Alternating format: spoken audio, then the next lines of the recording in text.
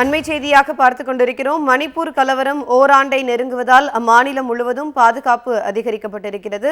இது குறித்த கூடுதல் விவரங்களை எமது சிறப்பு செய்தியாளர் பால்முருகனிடம் கேட்கலாம். வணக்கம் பால்முருகன், இது குறித்த கூடுதல் விவரங்களை பதிவு செய்யுங்க.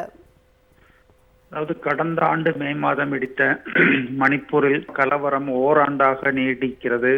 நேற்று முன்தினம் கூட தேசிய நெடுஞ்சாலை ஒன்றில் வெடிகுண்டு வெடித்ததில் 3 இடங்களில் கடுமையான பாதிப்பு ஏற்பட்டது.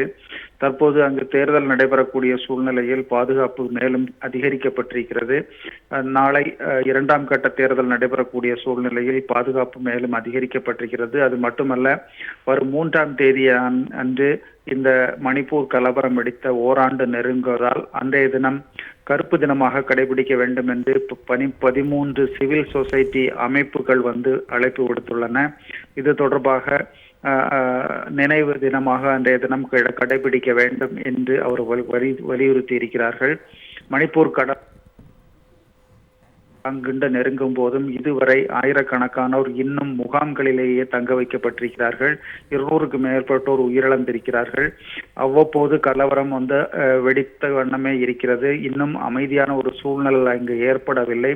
தேர்தல் நடவடிக்கைகளை புறக்க வேண்டும் என்று சில அமைப்புகள் அறிவுறுத்தி இருந்தன. கடந்த 19ஆம் தேதி நடைபெற்ற தேர்தலின் போது ஆங்காங்கே வன்முறைகள் வெடித்து சில இடங்களில் மறு வாக்குப்பதிவும் நடத்தப்பட்டன. இதனைத் தொடர்ந்து நாளை மீண்டும் 2ஆம் கட்ட தேர்தல் நடைபெறக்கூடிய சூழ்நிலையில் பாதுகாப்பு அதிகரிக்கப்பட்டிருக்கிறது. அது மட்டுமல்ல, இந்த கலவரம் வெடித்த ஓராண்டு நெருங்கக்கூடிய சூழ்நிலையில் ஏதேனும் அசம்பாவிதங்கள் நடக்கக்கூடலாம் என்பதால் பாதுகாப்பு மேலும் அதிகரிக்கப்பட்டிருக்கிறது. ஜெனிஃபர், கூடுதல் விவரங்களை வழங்கியமைக்கு நன்றி பால்முருகன்.